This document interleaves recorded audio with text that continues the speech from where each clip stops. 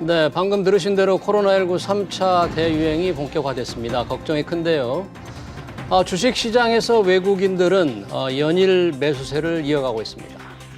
넘치는 유동성으로 새로운 투자처를 찾는 데 주력하는 투자자도 많은데요.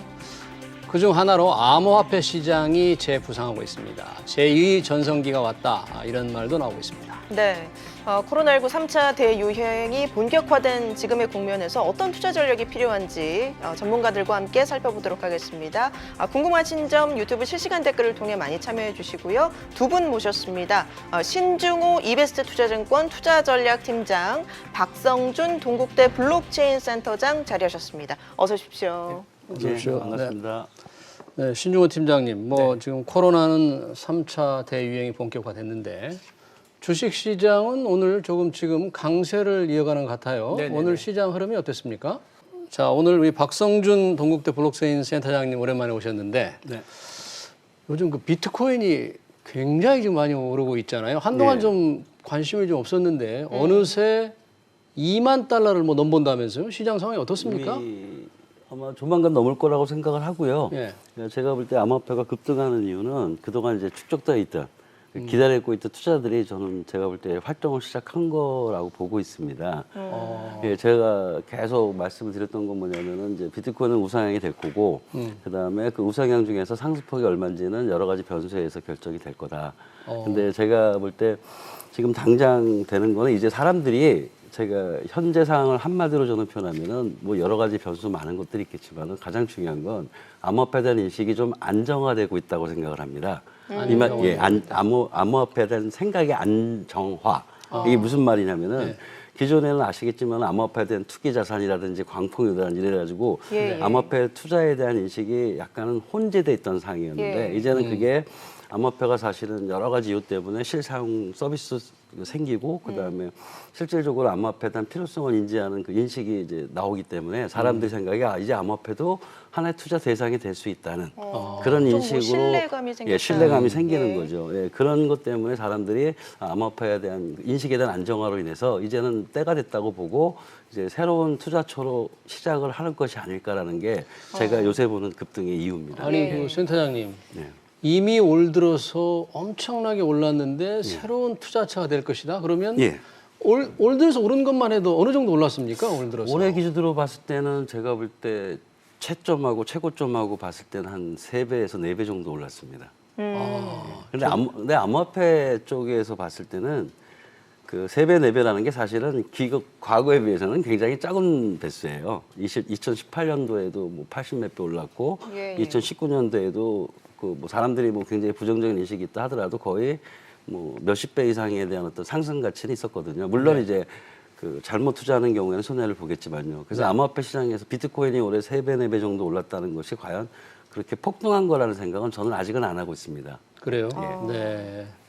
걱정하는 분도 많은데 우리 센터장님은 아직은 안 한다는데 우선 암호화폐 중에서 지금 가장 대표적인 게 비트코인이죠? 네, 비트코인입니다. 비트코인 시세가 우리 원화로 치면 2천만 원을 2천만 원 넘었다가 넘었죠. 네, 지금 그 선에 있는 것 같고 지금은 모릅니다. 하도 이게 바뀌니까. 근데 제가 아는 얼마 전까지, 조금 전까지만 해도 2천만 원이 넘었습니다. 그래요. 오늘은 조금 주춤한 것 같아요. 원래 생각보다 폭등한다고 생각을 하면은 어떤 조정 국면이라는 게 당연히 있습니다. 그건 어떤 주식회사, 주식 시장도 마찬가지고요. 근데 제가 생각하는 거는 저는 계속 분명히 우상향으로 갈 것이다라는 거는 제가 전문가로서는 예측하고 있습니다. 우리 뭐 2017년도 연말에 뭐 비트코인 광풍이라고 할 정도로 맞습니다. 그때의 상승세가 지금 또 이어질 것으로 보신다는 거예요? 그렇진 않고요. 그때는 좀 여러 가지 좀 거품이 좀 있었던 건 사실이고요. 당시와 지금을 이렇게 비교한다면 2017년 말까지 거의 2천만 원 넘었잖아요. 2천이 넘었었죠. 심지어는 그때와 2,700, 800 가격으로는 지금 있었습니다. 접근하는데 투자 분위기, 투자 주체, 인식 어떻게 다릅니까? 그때와? 제가 이제 암호화폐 시장에서 가장 중요한 요인으로 사람들에 대한 인식에 대한 안정화를 주장하는 이유가 바로 그 측면입니다.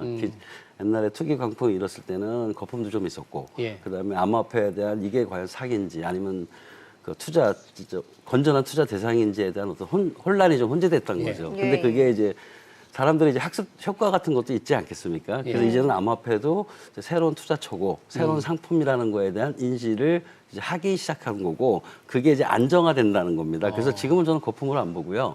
지속적으로 이제 과거 2017년처럼 이제 폭락하는 그런 장세는 나타나진 않고요. 이제 지속적으로 상승을 하는데 상승폭이 여러 가지 정책 변수에 의해서 이제 좀 왔다 갔다 하는 것뿐이지 저는 그렇게 폭락할 것 같지는 않습니다. 그럼 인식이 안정되는 이유, 왜 투자 대상으로서의 안정된 인식을 갖게 되고 왜 오를 것이라고 생각하는지 그 예. 이유가 뭡니까? 이유. 그건 이제 여러 가지 시간이 뭐 흘렀기 때문만은 아니잖아요. 아니죠. 그러니까 사람들이 이제 암호화폐에 대한 인식이 안정화되는 가장 큰 이유는 그거는 이제 세계적으로 봤을 때 기존의 암호화폐에 대해서 부정적으로 생각하던 세계적인 컨설팅 회사뿐만 아니라 많은 기업들조차도 암호화폐에 대한 인식을 바로 하고 이제 투자를 하기 시작했다는 겁니다. 아, 기관들이 투자를 하기 기관도 시작했다. 투자를 하고 컨설팅 그 세계적인 뭐 컨설팅 회사들도 암호화폐에 대한 여러 가지 시장적인 접근이 시작되는 거를 이제 보는 거죠. 예. 그러니까 2017년에 만약에 개인들이 불나방처럼 덤벼들었다면 예. 지금은 기관 투자가들이 들어간다. 뭐 이런 건가요? 예, 그렇죠. 그리고 실질적으로 암호화폐에 대한 여러 가지 파생 상품이 지금 나오고 있습니다.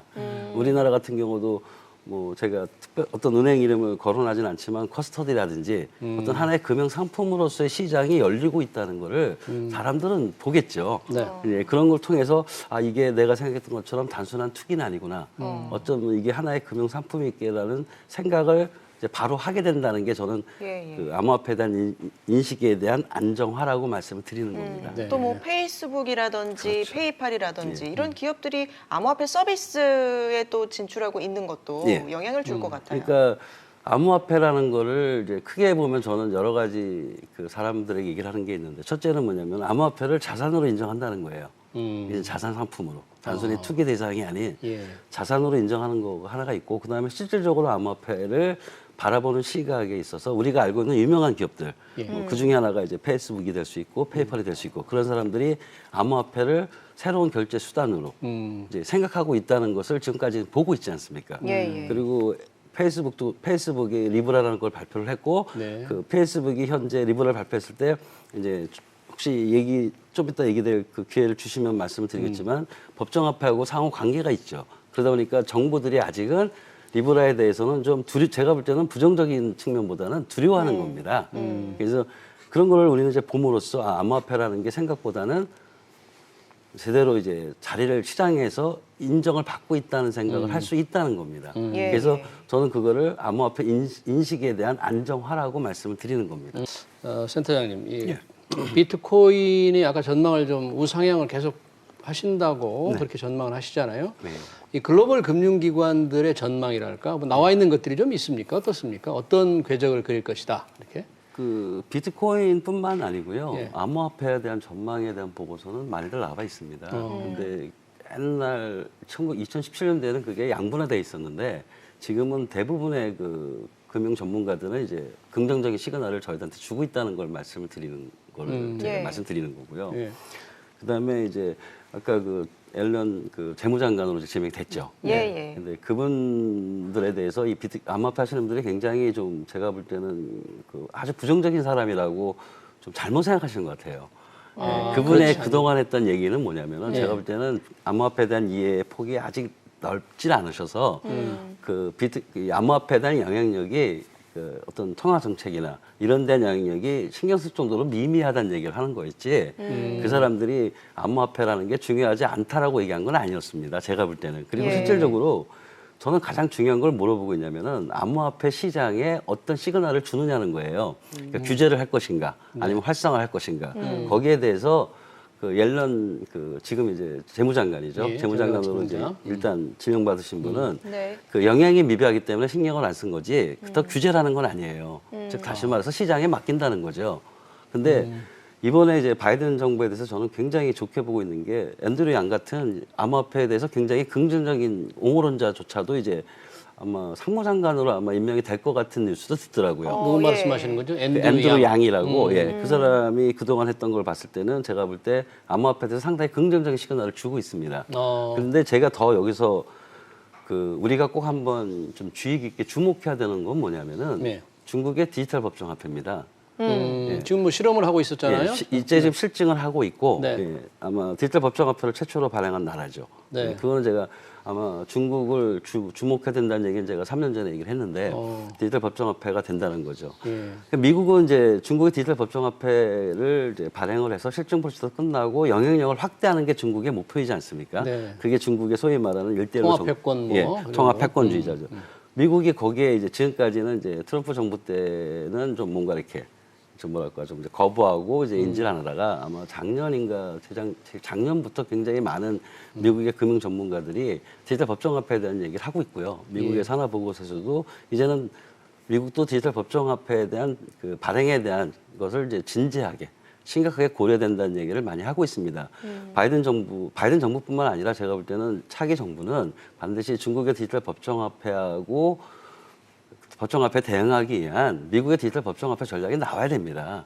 그게 안 나오면은 아마 미래 그 통화 패권에서 아마 저는 뒤진다고 보고 있기 때문에. 센터장님 그러면 중국이 이제 디지털 법정화폐를 발행하는 것과 이 암호화폐 민간 시장에서 나오는 이 암호화폐의 뭐 경쟁 관계입니까? 아니면 디지털 법정화폐가 활성화되면 오히려 비트코인은 위세를 잃게 되는 겁니까? 어떤 관계가 되는 겁니까? 그런 질문을 가끔씩 받는데 어떻게 저는 디지털 법정화폐 시대가 오면은 암호화폐가 활성화되는 것이 맞다고 보고 있습니다. 왜냐하면 활성화된다. 디지털 법정화폐와 암호화폐는 서로 목적과 대상이 다른 거예요.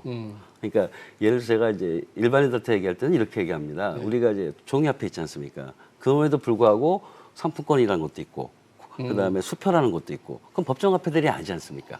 어떻게 보면 지불 수단이 될 수도 있고 자산의 어떤 하나의 도구가 될 수도 있는 거지 않습니까? 마찬가지로 디지털 법정화폐가 되면은 수표는 디지털 수표로 바뀌어야 되지 않겠어요?